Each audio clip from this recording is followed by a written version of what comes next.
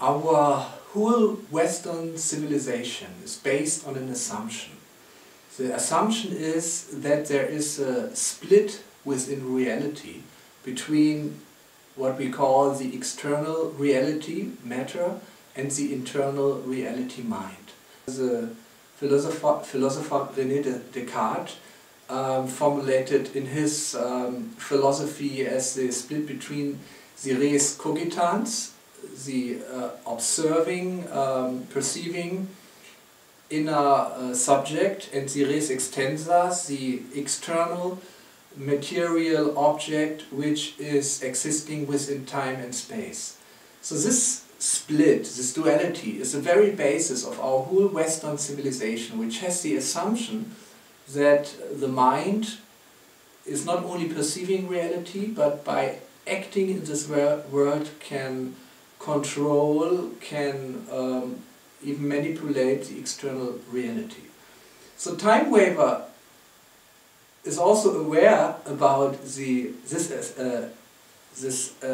general basis of our human experience, but behind the philosophy of TimeWaver we understand that on the level of ultimate reality this split is not there. I personally believe that matter and mind ultimately are one, or to express this in other words, have the same source.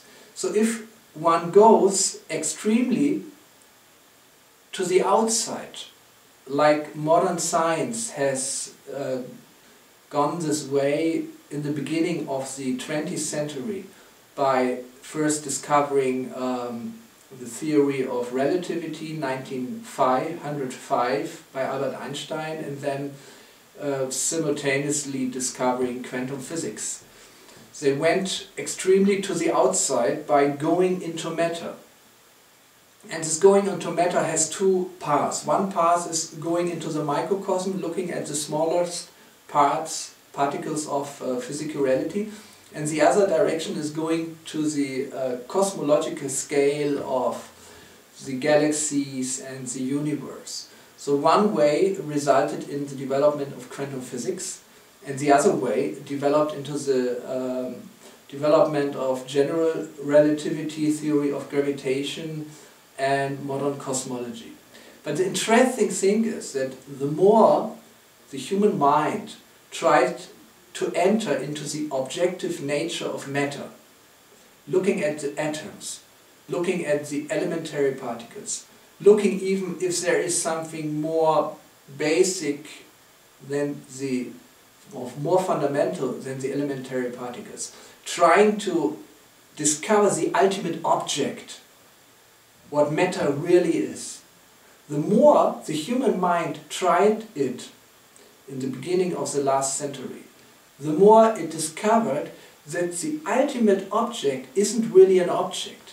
The ultimate object, the physical reality on the quantum level, is not an object anymore, but it again develops subjective features. It cannot be described anymore independently from the observer which does the experiment or which observes physical reality. So, as the German scientist and philosopher Carl Friedrich von Weizsäcker stated, the more the human being tried to look into the objective nature of the external material reality, the more he discovered that ultimately this matter turns out to be a mirror in which he discovers himself.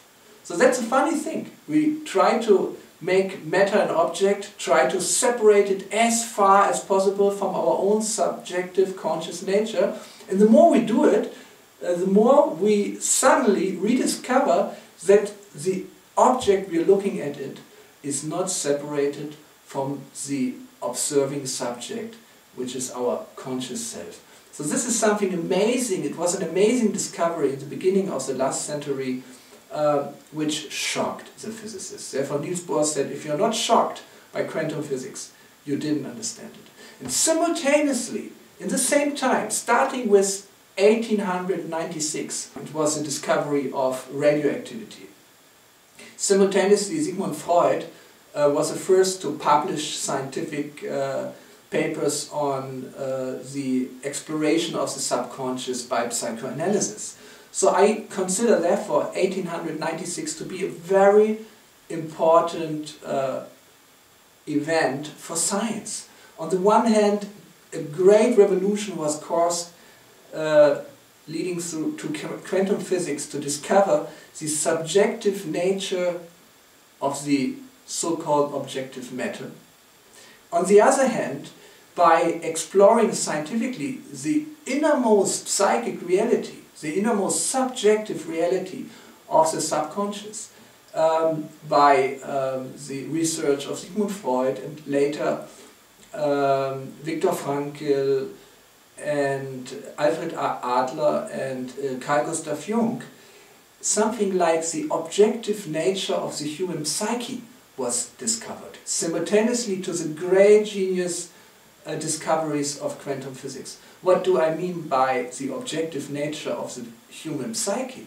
This is even as amazing, or for me even more amazing discoveries than the revolutionary insights of quantum physics. What Carl Gustav Jung discovered, that if we go very deep into the essence, into the nature of this human psyche, into our own subjectivity, we at one point enter into an inner space which is not just a subjective space anymore, but a space, a mind, which all of us belonging to the human species share with each other, so that this inner space, which Jung called the collective subconscious, is not subjective anymore in the sense of it just belongs to me, it is just depends on my own inner perception, but it's something which we all share as human beings. Inner space which is objective in the sense of that others look at it also if they look at the inside. So if you go very, very deep into your own psyche, you cannot call it my own psyche anymore, but it's a space which we share.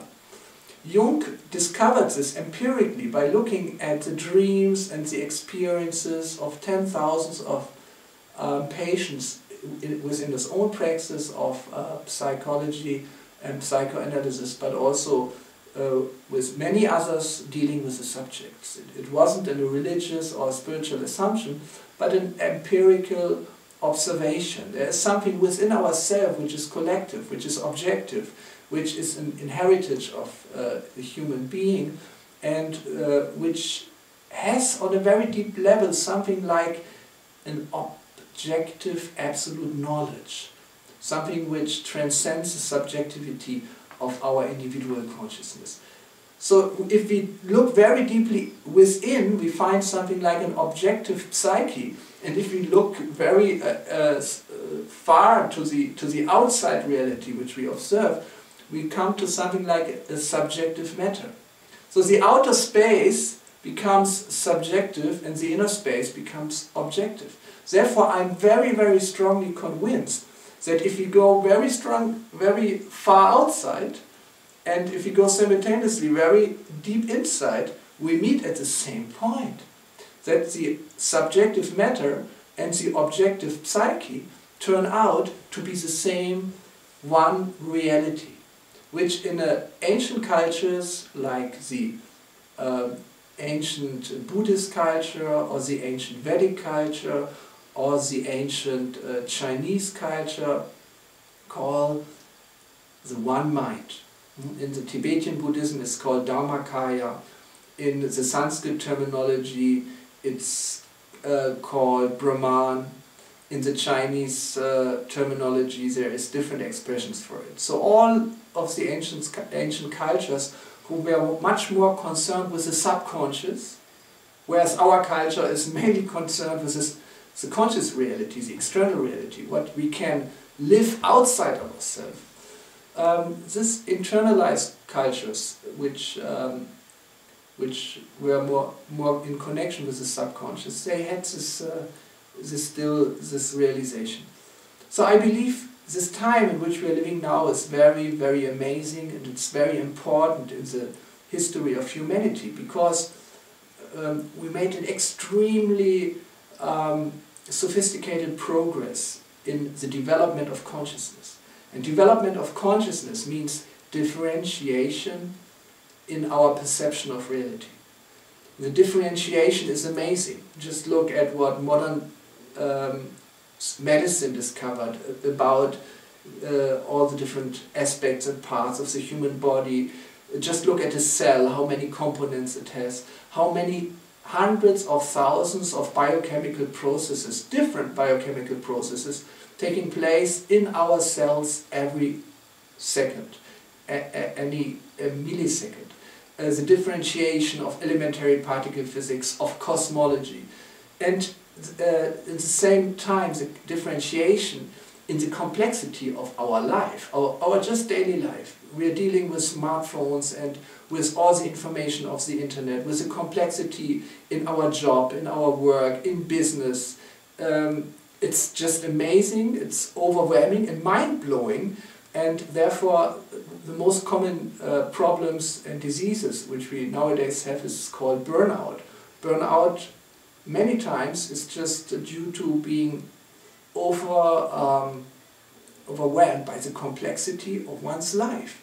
And it just means you see the differentiation, you see the complexity, you see how so many different aspects simultaneously are there, but you cannot perceive what it all means. And what it all means you cannot perceive the unity.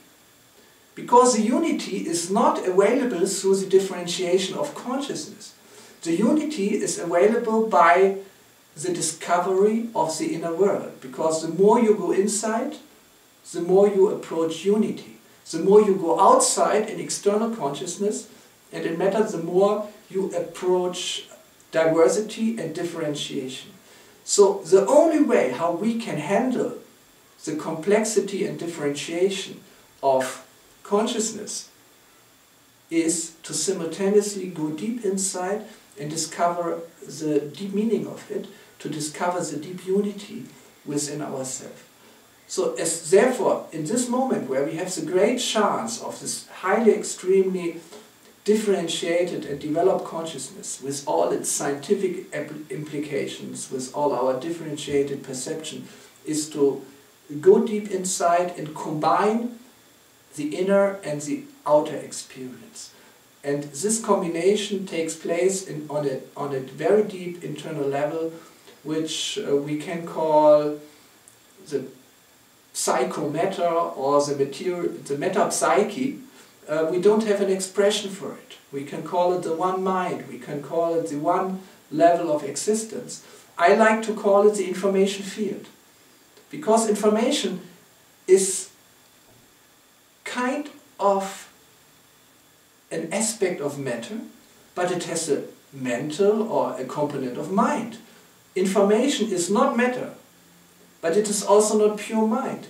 It is something in between, but not something like 70% matter and 30% mind, like in fuzzy logics, but it is something which transcends the duality of mind and matter. It combines both, it connects both. It's something new, it's something third. So information is the missing link between matter and mind. Information is the reality which we are discovering in physics and quantum physics, which we are discovering also in modern technical life by the development of cybernetics and the internet. Therefore we call our age the information age. I would call the next age, after this information age, the information field age, the age of the informational field. Because this deep level which we urgently need to approach, where matter and psyche meet, where the original unity of the reality is re-established, to which we have to connect if we want to be able to live within this world of complexity, if we want to be healthy, To be healthy means to be whole, like to be healed, to be holy. All these words like healed, holy, whole are connected to experiencing the unity and the ultimate oneness or the meaning of reality on this deep level. So this deep level within us are within the background of reality. You can call it the quantum zero field. You can call it the fifth field. There are so many different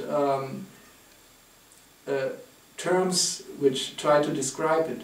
We call it the informational field because it's a little technical term, but it gives us also a clue how to practically approach it and what to practically do with it. TimeWaver is a device which is designed as an interface between the consciousness of the human being and the informational field.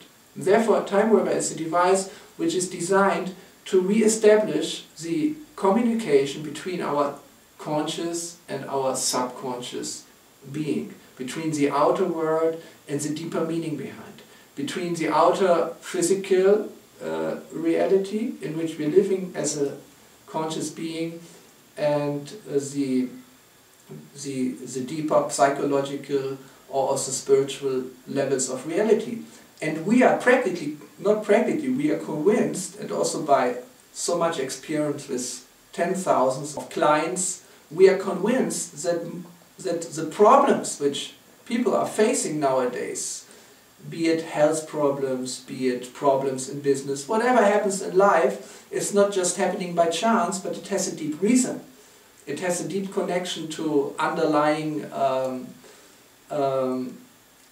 courses and relationships on a deeper level. So the definition of information field technology or information field medicine is to analyze the deeper connections of diseases or other problems on this level of information fields and to treat these courses on the level of the informational field.